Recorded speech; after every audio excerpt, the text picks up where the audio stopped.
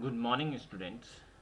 As you all can see over here, I am again with the new PDF and of course a video associated with this PDF. So I am making that, and with this video even I want to request to all those students who are just not taking online class. Actually you should take online class, because here if you will see systematically and line by line I am explaining you each and everything, which you might not be getting in other online classes. Either it is any, okay, if you are joining other online classes it is good, but it's not that you should leave school online classes, okay. Try to just take both, or if not then you can take only of school also school. As you can see I am just providing you line to line explanation, each and every small points I am discussing. Yes, I am not discussing tough questions because I have got the time limit, okay. And even I had thought once I will complete all the chapters, then I will be coming towards the tough questions based on your chapters, and which can be asked during the examination. Even I had got this what saying sample test papers of ninth, practice question of practice book of ninth, and even I am having Pearson book also. So when I will be getting time, okay, I will be just explaining you these all, okay.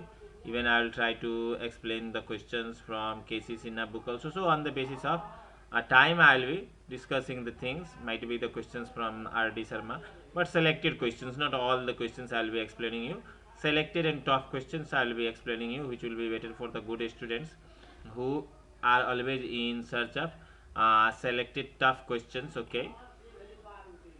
So here if you will see this, I had explained it earlier, okay. Those who had attended the online class, they must be knowing that I had explained these postulates 2 also, and even postulates 3 also, okay.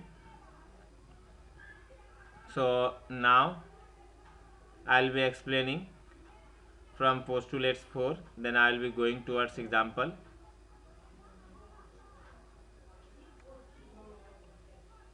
Yes, in postulates 4 if you will see here, it has been said all right angles are equal to one another. Of course students, this try to say that,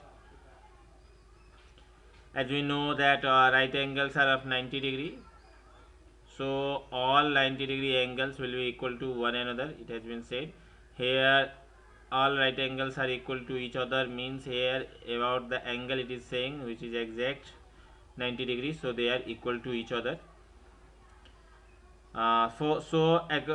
Actually during that time the person used to compare angle with the angle frame, okay. So when right angle frame fits to another things a standing angle, that means it is right angle only. So it has been said all right angles are equal to one another.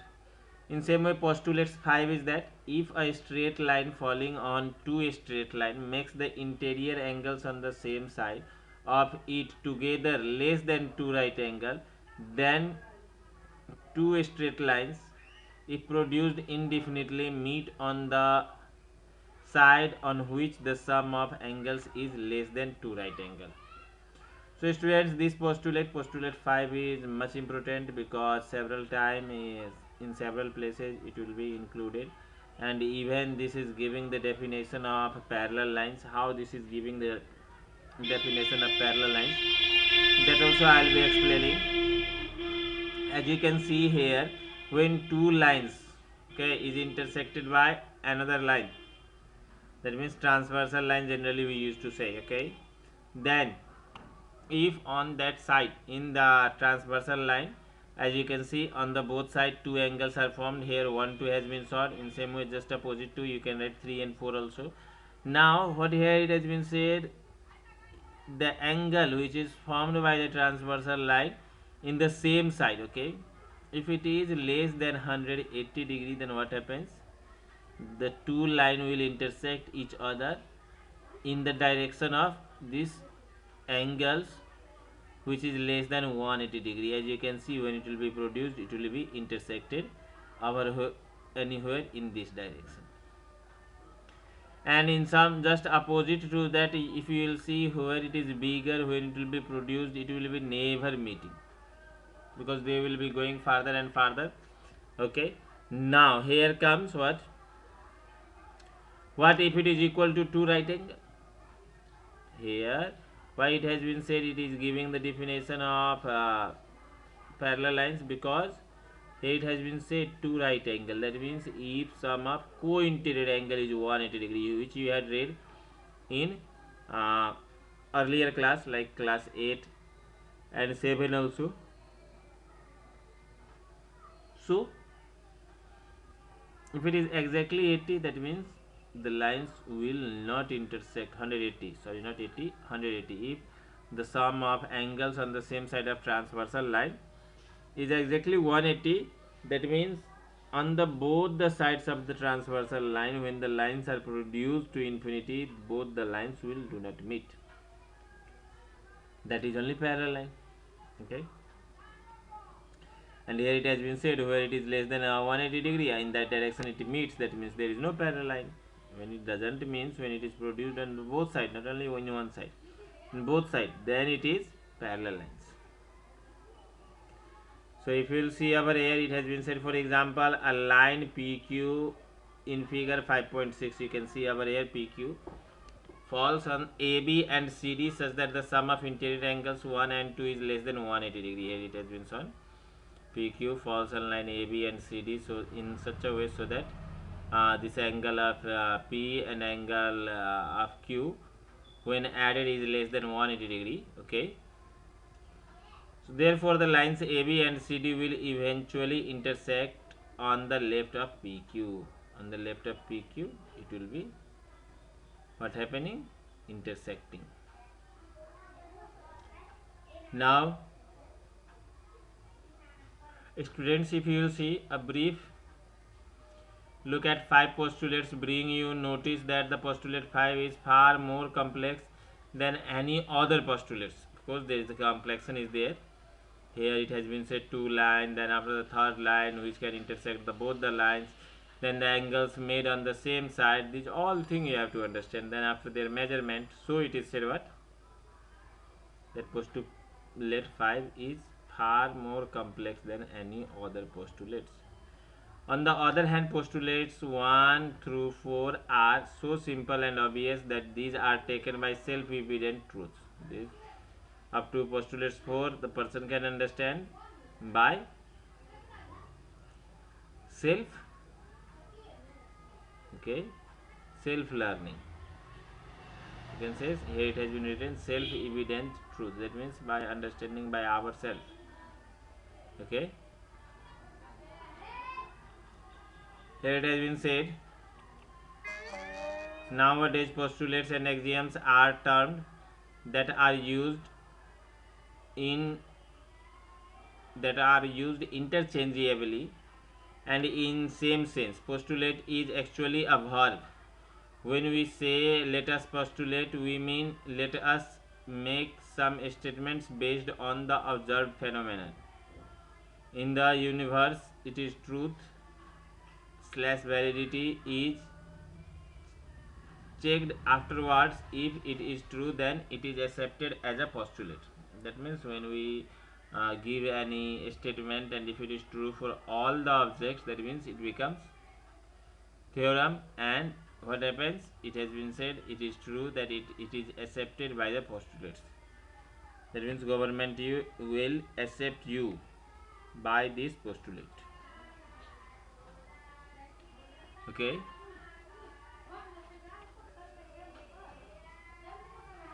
if you will see over here, it has been said that, okay, I had said that interchangeably the postulates is truth and validity checked after. Postulate is actually a verb, already I had said. Okay, now let us make some statement based on the observed phenomenon in the universe. Okay, when We have to describe anything in the universe,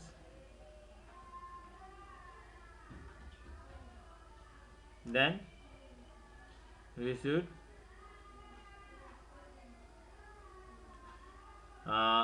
what you have to do is,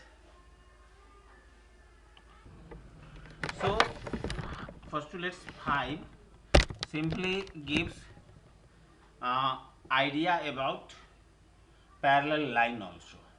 Okay,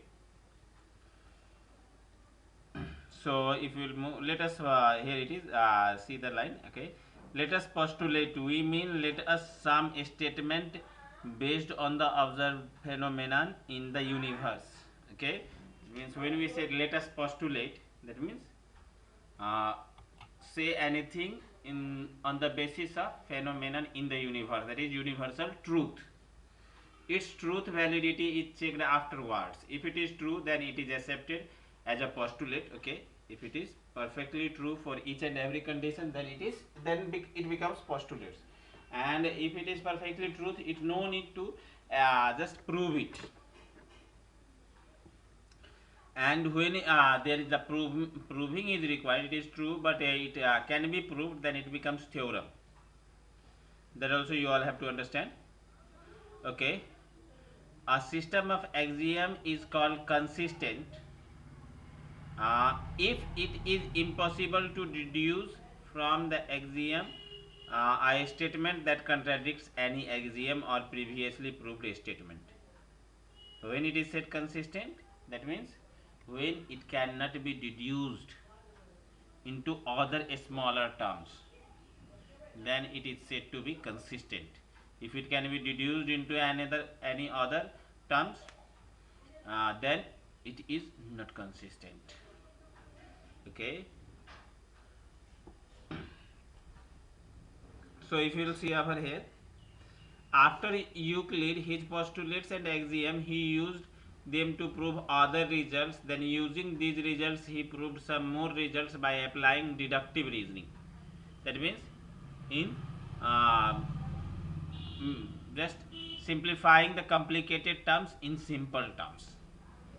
Okay, here we will be dealing with some examples where simple terms has been used to prove. You can see also the statements were proved are called propositions or theorems. As I had said, the statements which can be proved, they becomes propositions or theorem. Euclid deduced 465 propositions in a logical chain using his axioms. Postulates, definition, and theorems proved earlier in the chain. He had proved 465 propositions. In the next few chapters on geometry, you will be using these axioms to prove some theorems. Okay, not in this chapter, but in upcoming chapters, you will be reading about theorems, lines, and angles. Okay. Now let us see in the following examples how Euclid used his axioms and postulates for proving some results. Okay. Example: if A, B, and C are 3 points on a line and B lies between A and C, see figure 5.7, here you can see it, then prove that AB plus BC is equal to AC. Now we can see simply, we can say no, this is the whole line and these two are part. But how to prove it logically, you can see over here by using postulates, axioms. We will see in the figure AC coincides with AB plus BC. When AB plus BC is added, then it coincides with AC. It covers totally AC. Coincides means covers totally. Okay.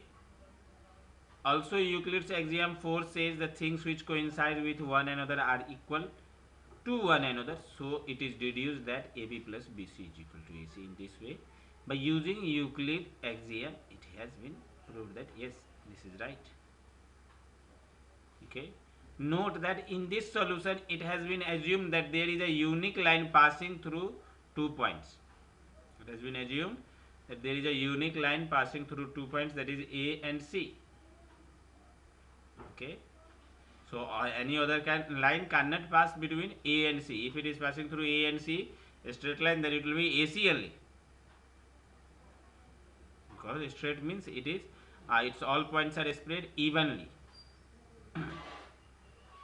Now if you will see example 2, okay, then in example 2 it has been said, prove an equilateral triangle.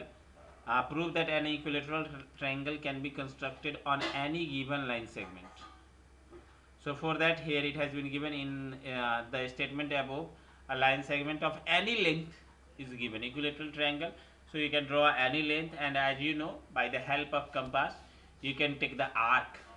As you can see, yeah, as the radius is AB, with that you will take an arc of from keeping the needle of compass at point A, you will get an arc, and again keeping the needle at point B, you will get another arc where it joins. That point becomes C, where both the arcs intersects. Then we join point C with A and B, then we get an equilateral triangle.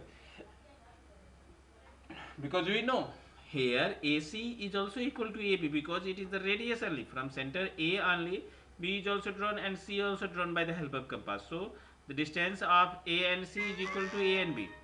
Okay, and in same way, from the distance of AB only, this arc has been drawn. So distance of BC is also equal to distance of AB. So all the sides are equal. So it is equilateral triangle. You can see here you need to do some construction using Euclid's postulate 3. You can draw a circle with a point A as the center and AB as the radius. See figure 5.82, here it has been shown this. Okay, similarly draw another circle with point B at the center and BA as radius. The two circles meets at point C. Now draw the line segment AC and BC to form triangle ABC.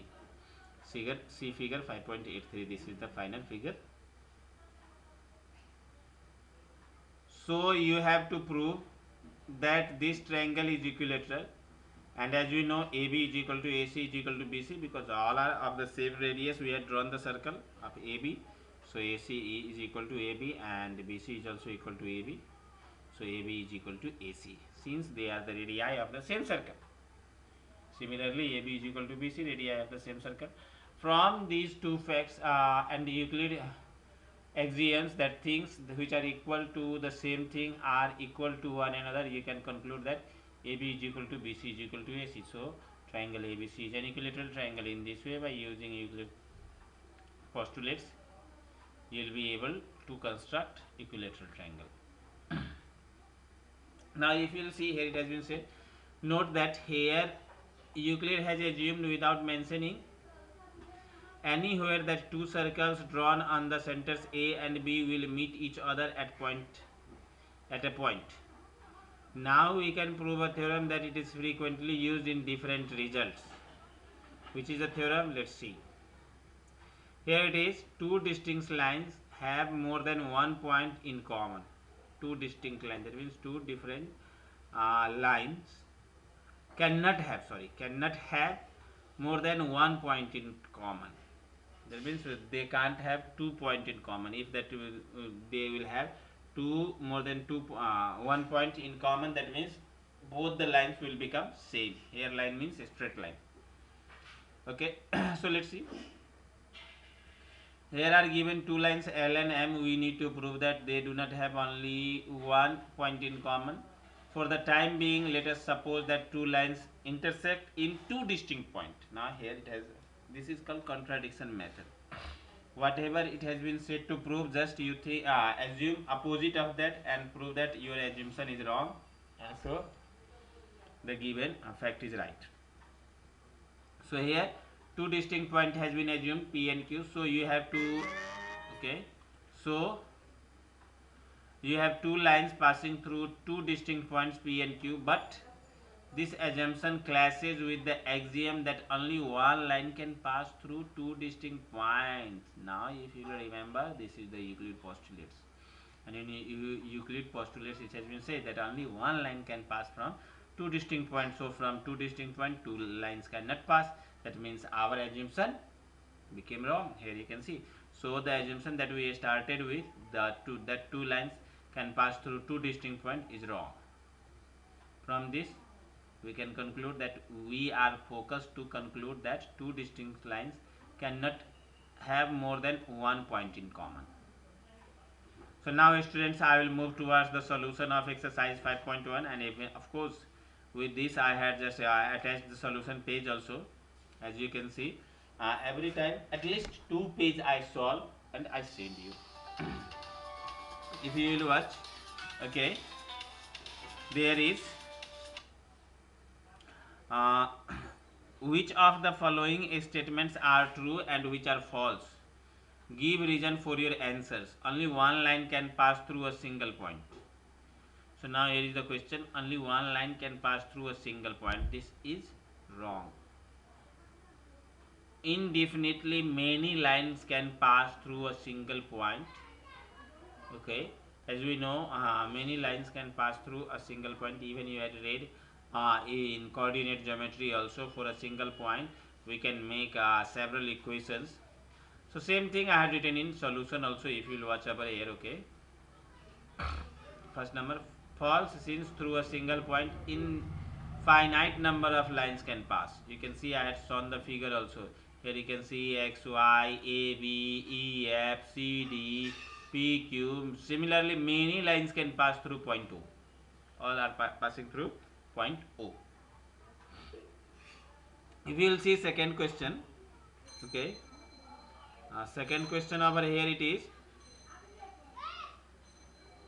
sorry, second of one, that is, there are an infinite numbers of lines which can pass through two distinct points. Just now we had read, Euclid postulates also says that through two distinct points only one line can pass, so it becomes false. You can see over here in my solution, here I had written false, since through two distinct points only one line can pass. And for example I had shown, okay, you can see here xy, the two distinct line, and it can be if I'll pass another line also, then it will be passing through xy only, that will be xy extended form only. Okay, you can see rs also it has been shown. So now if you will move, okay, towards question number 3. Okay,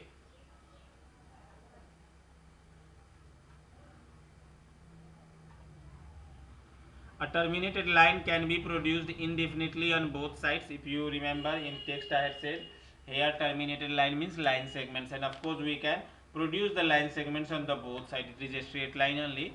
Okay, what happens in line segments, there is a fixed side, but when it is fixed length, but when it is we produced on both sides, it can increase.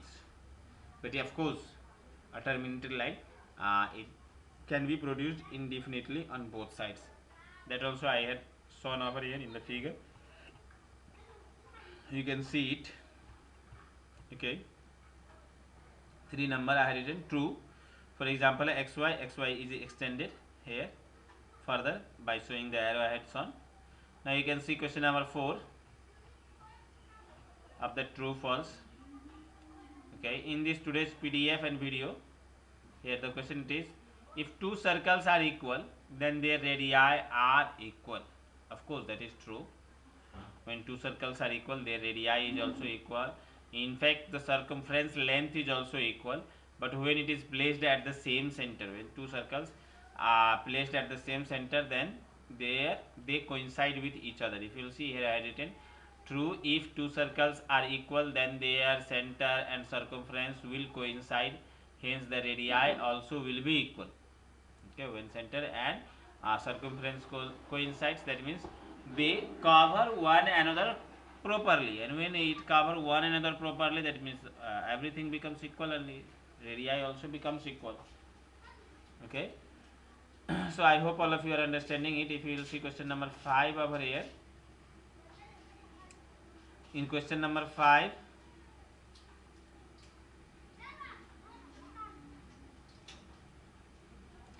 here in figure 5.9, AB is equal to PQ. Here AB is shown equal to PQ and PQ is equal to XY. Okay, so here it has been said that then AB is equal to XY. Of course we had read the things which are equal to same thing are equal to one another. If you will see, AB is also equal to PQ and XY is also equal to PQ. So AB and XY is equal to the same thing PQ. Okay. So what happens? AB is equal to XY. If you will see in my solution, here it is.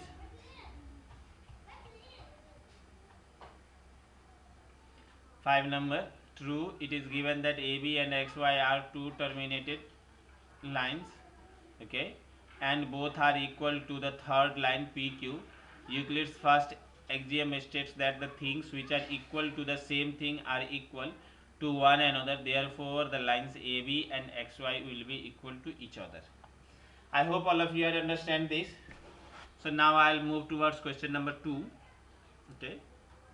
Up to 2 I will be explaining, remaining you will watch, and where you will not understand you will be asking me during the online class, which is on next day, on Tuesday. By watching this you all can understand that I am preparing a video on Monday itself, and even on Monday only I will be sending you also, so that you can watch it and then you can come again in Tuesday class. Actually you all should join online class, and you should clear up your doubts, and you should make each and everything in your copy. Okay, so let's see. Give a definition for each of the following terms. Are there other terms that need to be defined first? As you had said that sorry, not said, as you had read that Euclid has not defined several terms, and Euclid has also said that when we will go on defining, there will be indefinitely many terms which we have to define. So few terms he has also left, and of course when we will define few terms in our also it will be left, so that you can see I had given the answers also.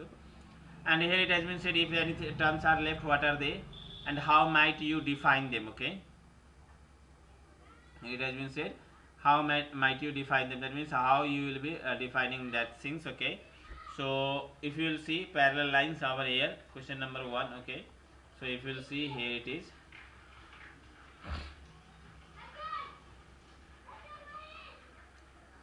If you will see, here it has been written, if the perpendicular distance between two lines is always constant, then these are called parallel lines. Okay, or in other words, the lines which never intersect each other are called parallel lines. Okay, to define parallel lines we must know about point. Okay, then after also lines and distance between lines, points of intersection, because we are saying that the point which do not intersect is a parallel line, or the distance between two lines if always it is constant. Then from which point, how we will be measuring the distance. So these all things need to define. Okay, so if you will see, here I had drawn a parallel line also, and I had shown this line, but this distance should be in perpendicular way. Okay, distance means always in perpendicular way, not in any other angle. If I will take it slanting, then it will not, it should be vertical, exact vertical. Okay, so this was the definition of parallel lines. If we will see question number 2. Okay,